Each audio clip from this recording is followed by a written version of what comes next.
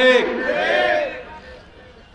আর যদি তারা খুন করে, যদি ধর্ষণ করে, যদি হত্যা করে, যদি চুরি করে, তার ভাগ,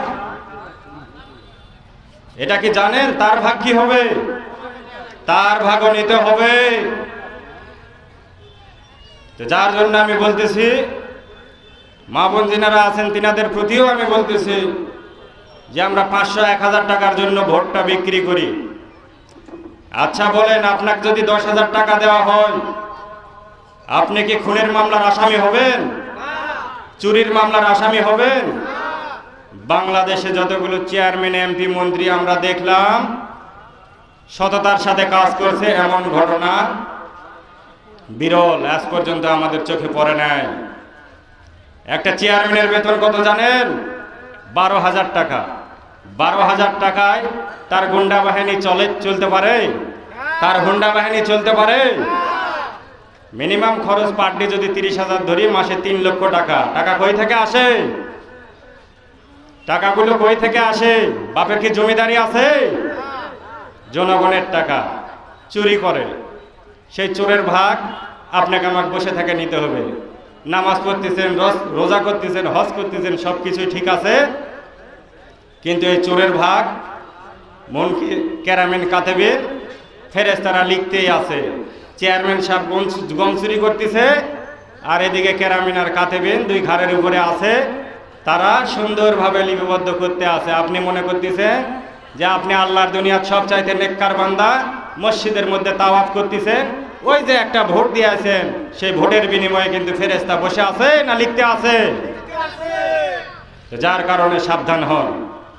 নেতা নির্বাচন করতে যদি ভুল করেন, সারা জীবন মসজিদ ঘুরে থাকে, অদযোগে যেতে হবে। তো যাই হোক, আমার কথা হচ্ছে বাংলাদেশ ওলি আল্লাহর দেশ। এই ওলি আল্লাহর দেশে ইসলাম এনেছেন শাহজালাল আলী আমিনী রহমতুল্লাহ আলাই, যায় নামাজে চড়ে, মাই সারওয়ার বলকির রহমতুল্লাহ আলাই মাছের পিঠে চড়ে, রাজশাহীতে শাহ মাকদুম রূপস রহমতুল্লাহ আলাই কচ্ছপের পিঠে চড়ে, খাজা খানজাহান আলী রহমতুল্লাহ আলাই কুমিরের পিঠে এসে বাংলাদেশে ইসলাম প্রচার করেছেন। আজকে যারা বাংলাদেশে নতুন করে আমাদেরকে ইসলাম শিখাইতে চায়, ইসলাম বুঝাইতে চায়, তাদেরকে একটু বলেন, আপনারা একটু কুমিরের পিঠে চড়ে আসেন, আপনাদের ফতোয়া আমরা মেনে নেব। আপনারা তো নামাজকে খাটো করতে করতে ফরজ নামাজে নিয়ে এসেছেন, তারাবি 8 রাকাতে নিয়ে এসেছেন, নফল ইবাদত বন্দেগী তো উঠায় দিয়েছেন, মিলাদ কিয়াম সমস্ত কিছু আজকে নাই হয়ে গেছে। বাপের 40 কুলখানি অনুষ্ঠান কোনো কিছুই করা লাগে না। বিয়ে বাদী হলে ডিজে পার্টি পাটা লাগে, মানে বাজানো লাগে, এগুলা সব ঠিক আছে। আজকে আপনারা ইসলামের বড় বড় কথা বলেন, আর ইসলামকে খাটো করতে করতে কোন জায়গায় নিয়ে আসছেন? আপনারা যদি এতই মানুষকে ভালোবাসেন, এতই ইসলামকে ভালোবাসেন, আল্লাহকে যদি ভালোবেসেই থাকেন, আমাদের মাঝে ইসলামের দোহাই দিয়ে আজকে জনগণকে বোকা বানার চেষ্টা করতেছেন। বাংলার জনগণ বোকা নয়, একটি ভোট দিলেই জান্নাত। এই মার্কা যদি পাকিস্তানে তো এই মার্কা নাই, দুবাইয়ে নাই, সিঙ্গাপুরে নাই, আমেরিকায় নাই, ওই দেশের মুসলমান কি জাহান্নামে যাবে? তাদের দেশে তো ওই মার্কা নাই, তারা কই যাবে? বাংলার জনগণকে এত বোকা ভাবেন না। 700 বছর ধরে বাংলাদেশে ওলি আল্লাহরা ইসলাম প্রচার করে আসতেছেন, তাদের ইসলামের শাশ্বত মহিমায় বাংলার মানুষ সুন্দরভাবে জীবনযাপন করে আসতেছে। নতুন করে ইসলাম ঢুকাইতেছেন বাংলাদেশে, নতুন ইসলাম আমাদেরকে দেখান। 350 মাজার ভাঙা হলো, একটা পর্যন্ত আজ পর্যন্ত কোনো প্রতিবাদ নাই। অথচ হিন্দু মন্দির পাহারা দেওয়ার জন্য তাদেরকে আশ্বাস দিলেন যে আপনাদের মন্দির আর ভাঙা হবে না। ওলি আল্লাহরা, এতগুলো ওলি আল্লাহরা 350 মাজার ভাঙলেন, একটা মাজারের পক্ষে আপনারা কথা বললেন না। ফিলিস্তিনের মুসলমানেরা না খেয়ে মারা যায়, তাদের পাশে দাঁড়ালেন না। একদিন রাস্তায় দেখলাম না, মসজিদে দোয়া করলেন না। আর বাংলাদেশে এসেছেন ইসলাম প্রচার করতে নাকি? ওলি আল্লাহর দেশে ফাজলামো করেন। ইহুদিদের টাকা খেয়ে আজকে বাংলাদেশে এসে নতুন করে ইসলাম প্রচার করেন। বাংলার জনগণ অত বোকা নয়। সম্রাট সালাউদ্দিন আইয়ুবী যখন ফিলিস্তিন প্রথম দখল করে, বাংলার জনগণ একটু ইউটিউব সার্চ দিয়ে দেখেন, সুলতান সালাউদ্দিন আইয়ুবী 3,000 আলেমকে হত্যা করেছে। যে সমস্ত আলেমকে হত্যা করেছে, ফিলিস্তিনের বড় বড় মসজিদের ইমাম ছিল, তাদেরকে ধরে ধরে হত্যা করেছে। কেন হত্যা করেছে? এই হত্যা করে তিনি পৃথিবীর ইতিহাসে চিরস্মরণীয় বরণীয় হয়ে আছে। কারণ কি? তারা প্রত্যেকেই ইহুদি ছিল। তারা মুসলমানদের নেবাজ করে হাজার হাজার মুসল্লি সাক্ষী দিয়েছে সেই সময়ে এদের চাইতে সৎ ইমানদার ব্যক্তি নাই, কিন্তু তারা ছিল ইহুদি। আজকে যদি সুলতান সালাউদ্দিন আইবির মতো বাংলাদেশে একজন যদি নেতা থাকতো, হাজার হাজার নয় লক্ষ লক্ষ ইহুদি আলেম পাওয়া যাবে সমাজে। ঠিক না বে ঠিক? তা আমাদেরকে ইসলাম শিখাইতে আসেন না। আপনাদের ইসলাম আমরা তখনই মেনে নিব যদি আপনারা চান একটু আমাদেরকে দেখান। মাইসার বলকির রহমতুল্লাহ মাছের পিঠে চড়ে আসছে, আপনারা একটু পুকুর পাড়ি দিয়ে আমাদেরকে দেখান মাছের পিঠে চড়ে। আপনাদের ইসলাম আমরা মেনে নিব, আপনাদের সমস্ত ফতোয়া আমরা মেনে নিব। মিলাদ কিয়াম করব না। নামাজ ফরজত নিয়ে আসছেন, যদি বলেন নামাজও পড়া লাগবে না, আমরা নামাজও পড়ব না। ফাজলামও করেন ওলি আল্লাহর দেশে। আজকে জাকের পার্টি এসেছে, কিসের জন্য এসেছে? বাংলাদেশকে আজকে বিক্রি করে দেওয়ার পায়তারা চলতেছে। আজকে দেখেন সেন্ট মার্টিন দ্বীপে আমেরিকার সৈন্যরা দখল করে আছে। বাংলাদেশে যতগুলো রাজনৈতিক দল আছে, প্রত্যেকটা রাজনৈতিক দল কেউ আমেরিকার এজেন্ডা বাংলাদেশে প্রতিষ্ঠিত করতে চায়, কেউ চীনের এজেন্ডা বাংলাদেশে প্রতিষ্ঠিত করতে চায়, কেউ পাকিস্তানের এজেন্ডা বাংলাদেশকে প্রতিষ্ঠিত করতে চায়। আজকে বাংলাদেশের ভূখণ্ড বিপদের মুখে, যার কারণে গজরে উঠেছেন জাকের পার্টির চেয়ারম্যান মোস্তফা আমির ফাইসাল মুজাদ্দেদি সাহেব বাংলার মানুষকে মুক্ত করার জন্য। আপনারা 54 বছর ধরে বহুত খেলা খেলে আসলেন, বাংলার মানুষের শান্তি দিতে পারেন নাই, কৃষকের মুক্তি দিতে পারেন নাই। বিশেষ করে এই কালাই উপজেলায় কিডনি বিক্রি করে লেখাপড়া করাইছে সন্তানকে। দেখেন নাই খবর নিউজে? কিডনি বিক্রি করে ছেলে মেয়েদের মুখে ভাত উঠায় দিয়েছে এই কালাইয়ের মানুষ। এতগুলো টিভি চ্যানেল, পেপার পত্রিকায় নিউজ হলো, একটা চেয়ারম্যান আগে আসলো না, একটা মন্ত্রী আগে আসলো না, একটা এমপি আগে আসলো না।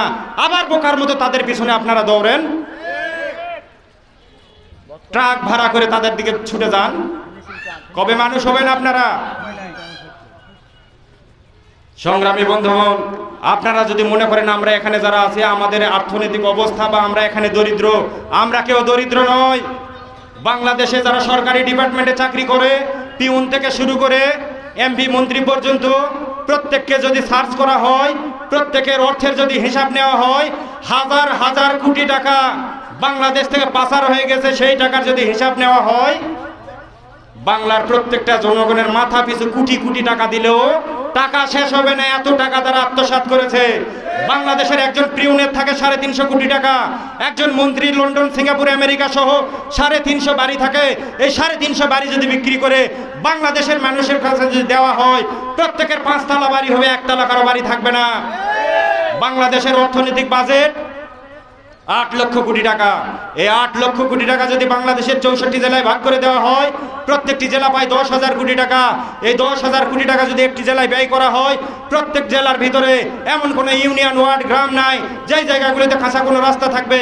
বৃদ্ধাশ্রম থেকে শুরু করে স্কুল, কলেজ, খেলার মাঠ সমস্ত কিছু করা সম্ভব। বেকারত্বের লেশ মাত্র খুঁজে পাওয়া যাবে না। দ্বিতীয় বছরের বাজেট দিয়ে বাংলাদেশে বিজ্ঞানাগার থেকে শুরু করে শিল্প, কলকারখানা, উন্নয়নমূলক যত কর্মকাণ্ড আছে সমস্ত কিছু করা সম্ভব। তৃতীয় বছরের অর্থ বাংলার জনগণের কারো কাজে লাগবে না। এই বাংলাদেশের কোনো মানুষের ভ্যান রিক্সা থাকবে না, প্রত্যেকের পাছায় থাকবে গাড়ি, 4 চাকা নিয়ে ঘুরবেন। এত সম্পদ বাংলাদেশে। তৃতীয় বছরের বাজেট দিয়ে অন্যান্য দেশ থেকে আমাদের দেশে যেমনি ভাবে সাহায্য সহযোগিতা প্রেরণ করে অর্থনৈতিক অভাব হলে বা দুর্যোগ হলে আমরা তেমনি অন্যান্য রাষ্ট্রে দুর্যোগ হলে আমাদের দেশ থেকে সাহায্য সহযোগিতা প্রেরণ করতে পারবো। এত সম্পদ বাংলাদেশে। আজকে এত সম্পদ গেল কোথায়? এই 54 বছর ধরে বিভিন্ন রাজনৈতিক দলকে দেখলেন, প্রত্যেকটা রাজনৈতিক দল 71-এর পর থেকে আজ পর্যন্ত 12টি নির্বাচন হয়ে গেল। প্রত্যেককে তো আমরা দেখলাম নির্বাচন শেষে যখনই তারা পরাজিত হয়ে যায়, ক্ষমতাচ্যুত হয়ে যায়, বাংলাদেশ থেকে 200-250 এমপি উধাও হয়ে যায়। 200-250 এমপি উধাও হয়ে যায়। তারা কি বিদেশে যায় ভিক্ষা করে? বাংলার মানুষের হাজার হাজার কোটি টাকা নিয়ে তারা বিদেশে বাড়িঘর করে। আজকে বাংলাদেশকে আমাদেরকে শোষণ করে রাখা হয়েছে। আমাদের ছেলে মেয়েদের দ্বারায় তারা সেন্টার দখল করায়, রংবাজি করায়, মাস্তানি করায়, খুন করায়, ধর্ষণ করায়, মানুষকে ভয়ভীতি দেখিয়ে তারা এইভাবে রাজনীতি করে আসতেছে। আজ পর্যন্ত কেউ দেখাতে পারবেন না কোনো এমপির ছেলে, কোনো মন্ত্রীর ছেলে, কোনো চেয়ারম্যানের ছেলে রাজনীতি করেছে, রাজপথে এসেছে। আপনারা কি দেখাতে পারবেন? তারা রাজনীতি করে না, তাদের ছেলে মেয়ে লন্ডন সিঙ্গাপুরে লেখাপড়া করে, আর আমাদের কৃষকের ছেলে মেয়েদেরকে দিয়ে তারা ভোট সেন্টার দখল করায়, রংবাজি করায়, মাস্তানি করায়, স্বার্থ শেষ হয়ে গেলে আবার প্রশাসন লাগে যে ক্রস ফায়ারে হত্যা করায়। আর কত এই সমস্ত রাজনৈতিক দলকে দেখবেন, আর কত দেখবেন? 54 বছর ধরে একই খেলায় তো আপনারা খেলে আসলেন, আর কত দেখবেন? আর ওই সমস্ত রাজনৈতিক দলকে বলি, আপনাদের খেলা শেষ, আপনাদেরকে আর খেলতে দেওয়া হবে না। জাকের পার্টির চেয়ারম্যান মোস্তফা আমির ফয়সাল মোজাদ্দেদি রাজপথে এসেছে, আপনাদের প্রত্যেকের পঙ্খানুপুঙ্খভাবে হিসাব নেওয়া হবে বাংলার জমিনে।